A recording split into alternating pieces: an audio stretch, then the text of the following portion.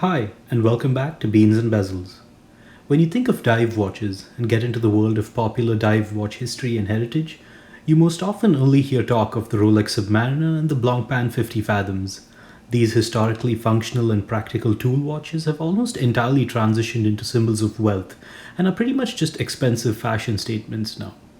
One brand that typically stays out of the spotlight but has enough tool watch pedigree to warrant a spot at the table is Doxa.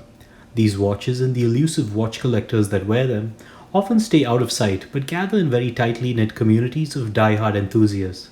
There's just less pretense and more genuine passion for these watches, and I'm starting to really like that ethos. I'm not oblivious to the fact that no dive watch is really a necessary diving instrument anymore, but everything about these watches feels true to the aggressive, raw, and functional nature of what they were in the past. The manicured and pedicured sheen of the Rolex Submariner is absent here, and what is left is pretty special.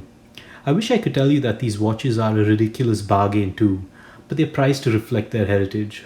Doxa knows what they have, and they're going to make you pay for it. Let me now introduce you to the cast of today's episode. We have three watches that are quite rare on their own, but even more so to find them all in one spot. This trifecta was loaned to me by Hari Krishnan, who very kindly let me babysit them for a few weeks to create this video. We have three of the 50th anniversary sub 300 Aqualung divers in the Searambler silver, professional orange, and Sharkhunter black dial options respectively.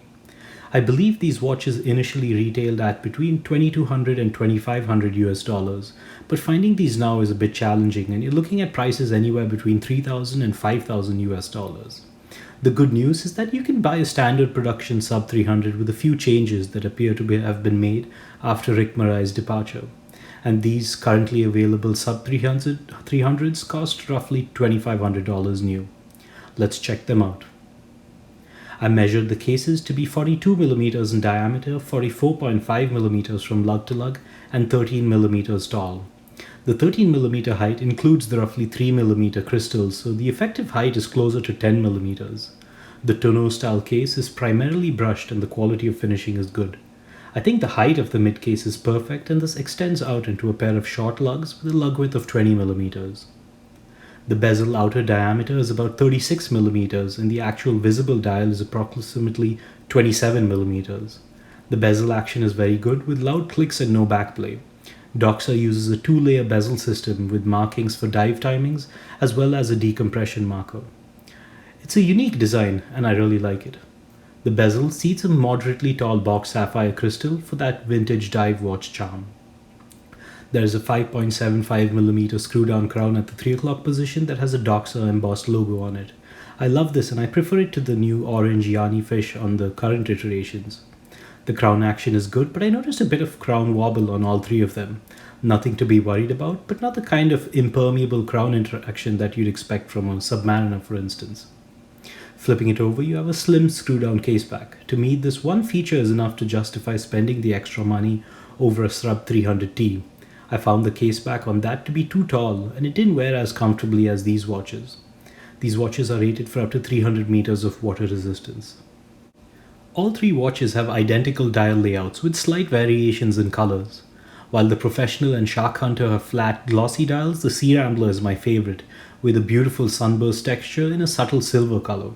There is an outer minute track that is surprisingly legible even with the distortion from the crystal. This is easy to read and the quality of printing is good. You then have printed hour markers with loomed elements. The markers are easy to read and the contrast looks great, even on the Searambler. There is a date window at the 3 o'clock position that has a printed black border and a line that extends out into one of the axes of the crosshair design on the dial. You then have the brand's name in the top left quadrant and the printing quality is good. The name of the watch is printed in the bottom right quadrant and there is a slight difference in font sizes used across the three watches, but this would be difficult to tell unless you have them all together. And the star of the show is the Aqualung logo in the lower left quadrant, which denotes the special edition nature of these watches. The US Divers Company insignia is a prized element to have and bears significance to the brand's history and their role in early scuba diving.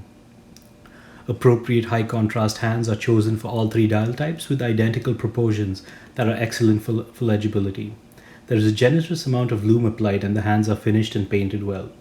The seconds hand has a rectangular loomed element to meet the requirements for a certifiable dive watch.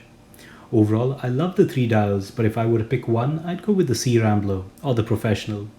While I'm more attracted to the Searambler, I think it would be a crime for my first Doxa to not have an orange dial. You're Terrific has an excellent clip in his review of why orange was picked as a practical dial color. The lume across all three models is good, with all the hour markers being loomed, along with a small lume pip at the date window. The bar is set high where lume is concerned, and the microbrand community have been spearheading this desire for brighter and longer lasting lume. So I can't say that these watches are as good as a lot of popular microbrands, or even Seiko's Lume Bright for that matter, but realistically you're not going to need more than this. The hands are generously loomed with large loomed segments. They glow bright and hold their charge well. Even the seconds hand has a large rectangular loomed element that is very easy to read. The lighter dials seem to be brighter than the Sharkhunter, but I think that's just because these surfaces and colors are reflecting light more intensely. There's a large lume pip on the bezel at the 12 o'clock position. This isn't as bright as the rest of the watch and appears to be using a different lume pigment. All said, I think the lume design and performance is good. All three watches have COSC certified 2824-2 ETA movements, so you can expect excellent timekeeping. I didn't measure the accuracy of these three watches as they are at least a couple of years old now, and I'm not aware of any service history or regulation, but I've typically had good experiences with all the COSC certified movements that I've owned.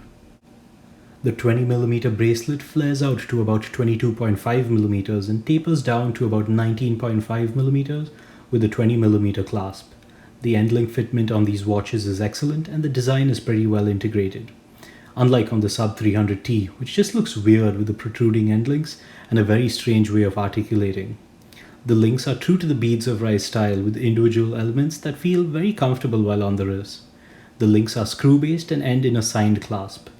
This pressed clasp isn't much to brag about and looks like something you'd find on a $500 microbrand. I much prefer the bulkier ratcheting clasp on the Sub 300T, even though I think the Doxa purists prefer this one. This does look very vintage-esque, but the clasps like these are outdated at this point. There are micro adjustment slots and a diver's extension, so functionality isn't really an issue here, and if you're looking for a smaller profile clasp, this is the one to go for. While these watches may look bulky, they fit great on my modest 6 1/4 inch wrist. I think this is where the Sub 300 really earns its premium over the Sub 300T for me. The 13mm case height is realistically closer to 10mm because of the protruding crystal, and together with the flat case back, the weight is really well distributed and the watch sits low on the wrist. I love the wrist presence and I think it's just a well-designed watch overall. The Sub 300T is similar but sits much higher on the wrist and just doesn't feel as well balanced as these watches. So to wrap this up, I've fallen in love with these watches, and during the course of my review I even visited a nearby Doxa AD to look at some of their present day offerings, which is where I was able to compare the Sub 300 and the new Sub 300Ts. I'm very tempted to purchase a Sub 300 for my own collection, but it is a considerable amount of money, so I'll be thinking this over for a while. If I've made any technical errors with this one, I apologize, and I admit to being a complete novice in the world of all that is Doxa. I'm still working my way through the 2 Doxa Bibles written by Dr. Peter Millar that Hari was kind enough to also lend me. For those unable to buy these books, check out the 10 years of the Doxa Sub ebook that he's made freely available on his website. Once again, I'd like to thank Hari for sending these watches in. I appreciate the opportunity and I'm grateful to have been able to spend time with these wonderful watches. As always, thanks for watching and don't forget to read my other reviews in the link below.